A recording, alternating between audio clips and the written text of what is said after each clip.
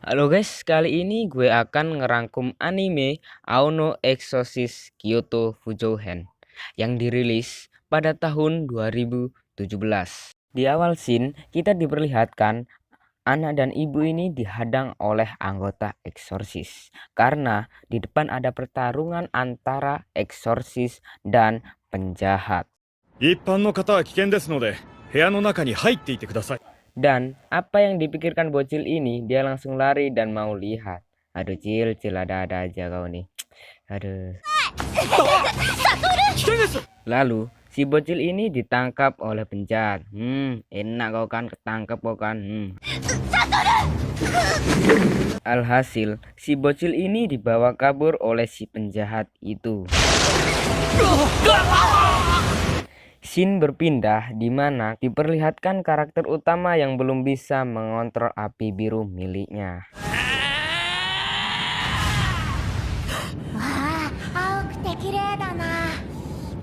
Dan ya, karakter utama kita ini bernama Okumura Rin.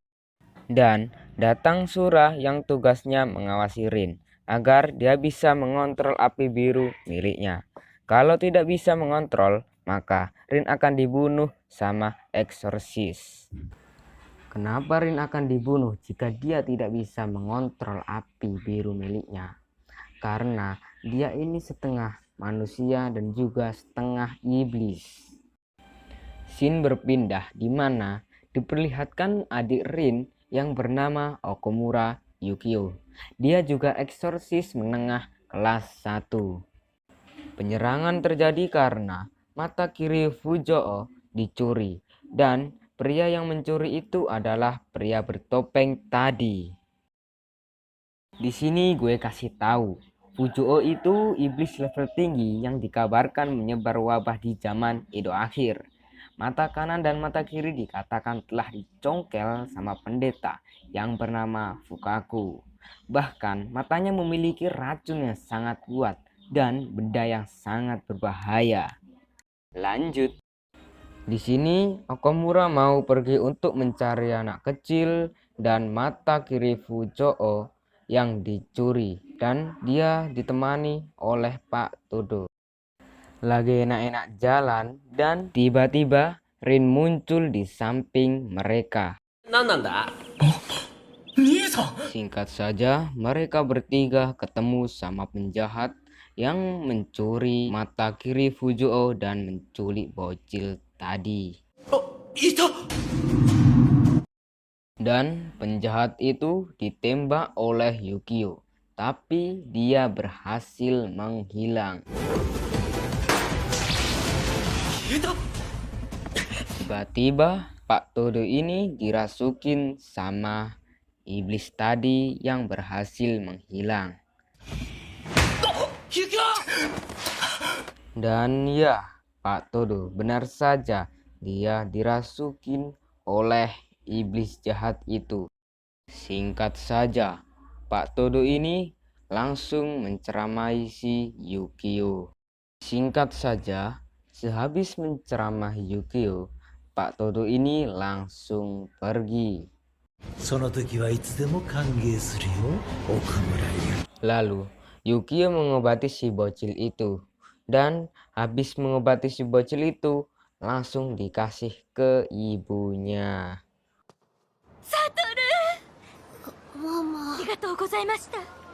いえ、 Di sini kita diperlihatkan Rin sama Sura yang mau masuk kereta karena mereka akan pergi ke Kyoto.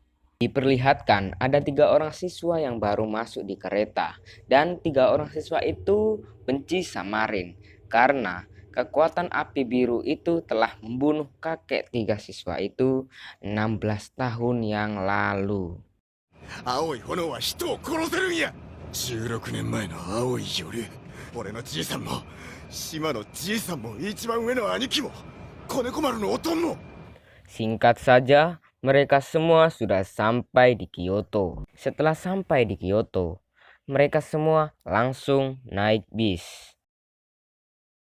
Dan bis itu dipimpin oleh si Makinzo untuk mengantar mereka semua ke penginapan. Dan di sini mereka semua sudah sampai di penginapan. Ternyata penginapan itu miliknya ayahnya si Ryuji. Yah, si Makinzo ini ternyata temannya si Ryuji, atau bisa disebut juga si Bun. Dan si ibunya Bun ini datang. Gue kira mau ngelus pipinya.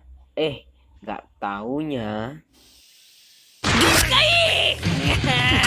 れは気合いや Dan ya, ternyata ibunya si Ryuji ini sangat-sangat galak. Dan tujuan mereka ke Kyoto untuk mengobati orang yang sakit. Dan diperlihatkan pendeta itu memanggil si Rin. Dan Rin disuruh si pendeta itu untuk mengiris semangka. Dan semangka itu untuk korban yang terluka. Dan ternyata si pendeta itu adalah ayahnya si Ryuji. 私はすぐの龍二の親父や。Shin berpindah di Shimakenjo dan Sura yang sedang melihat mata kanan Fujoo. これが不女王の右目か。 Di sini kita diperlihatkan dua orang yang sedang bertengkar yang bernama Mamushi dan Jezo.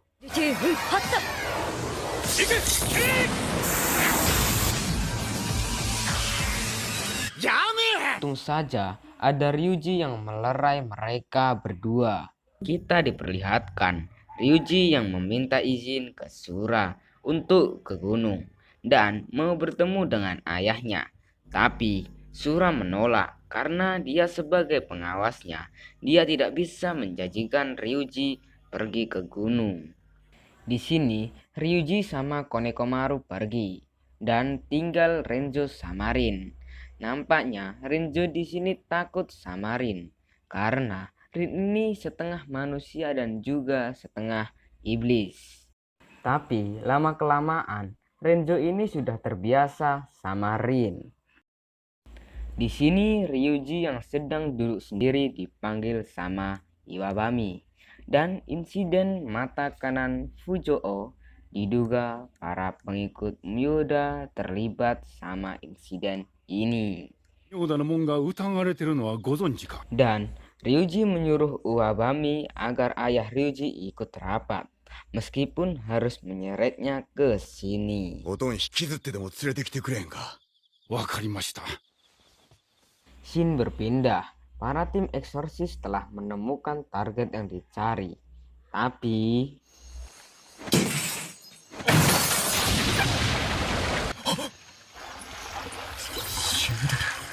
ya, semua itu sudah dipersiapkan sama Pak Todo. Keesokan paginya, Rin dan yang lainnya sedang sarapan. Dan setelah Ryuji pergi, datanglah Renjo. Tapi Renjo di sini sudah akrab dan tidak takut lagi sama si Rin. 昨日あれから大丈夫やったん？覚えてね Tidak lama dari itu, Renjo ditendang sama si Makenzo. いきなり何すんのキンに。いや、何言って。 Shin berpindah, di mana dua keluarga sedang membahas insiden mata kanan Fujoo. Dan diduga Mamushi juga ikut dalam insiden itu. Tapi Mamushi mengelaknya. Dan dia menuduh Jezo yang ikut melakukan insiden itu. Dan Mamushi menceritakan bahwa saat api menjadi besar, Tatsuma atau ayah Ryuji dia yang mengendalikan api itu. Terlebih lagi, dia mengucapkan mantra yang belum pernah didengar sebelumnya. Setelah mendengarkan cerita Mamushi, mereka bertiga langsung menyimpulkan bahwa yang sebenarnya pengkhianat itu Tatsuma. Yuzo pun langsung menghentikan keributan itu karena tidak akan membuahkan hasil. Yuzo pun akan mendiskusikannya dengan Uwabami dan akan mengadakan rapat lagi saat Tatsuma bisa hadir. Shin berpindah, di mana Shiemi disuruh untuk bawakan teh herbal ke Kamiki. Tapi tidak sengaja si Shiemi terjatuh dan teh herbal itu kena punggungnya Kamiki. Setelah kejadian itu, Xiemi disuruh ke kebun untuk mengambil tumbuhan valerian. Karena banyak melamun, pekerjaan Xiemi pun langsung dikerjakan sama Kamiki. どうしよう。このままじゃ私。何ぼーっとしてんのよ。っていうかさっきから何？ Xiemi bercerita, dia ingin berguna bagi orang lain, tapi dia melakukannya malah sebaliknya. Kalau seperti itu terus, saat teman-temannya dalam bahaya, dia tidak akan bisa membantu. Setelah menceritakan itu, Xiemi pun langsung menangis. Dan ya, api biru itu miliknya Shirin yang sedang latihan di atap. Untuk menenangkan Xiemi, Kamiki menyebut Xiemi seperti rumput, karena rumput itu kuat. Setelah menyebut seperti rumput, Xiemi pun langsung kembali ceria. あんたってずぶとくてふてぶてしいざ。ありがとう、神木さん。 Scene berpindah, di mana Rin sedang mengendalikan api biru miliknya. Dan sampai sore, Shirin belum bisa mengendalikan api biru miliknya. Di sini, Rin ketemu Konekomaru dan Konekomaru memaksa Rin untuk pergi karena Konekomaru takut sama Rin. Dan Konekomaru bercerita bahwa sejak kecil dia dirawat oleh klan Myoda. Jadi, Konekomaru ingin membalas budi untuk klan Myoda. Dan siapapun yang membahayakan klan Myoda adalah musuh Konekomaru juga. ある人は僕にとっては敵や。 Dan Rin ini mengerti soal itu. Jadi, kalau Rin membuktikan bahwa dirinya bukan ancaman, Konekomaru akan berbaikan dengannya. Dan Konekomaru tersentuh mendengar kata-kata dari Rin. Ya, sehabis ketemu Konekomaru, Rin ini kembali latihan. おい、いい加減炎になれろ。いつまでこの Berpindah, di mana Juzo sedang mengawasi Mamushi. Kita diperlihatkan ayah Ryuji yang nggak tahu dia mau ngapain. 今日も始めようか。 Dan ya, kita akan melanjutkannya di part selanjutnya.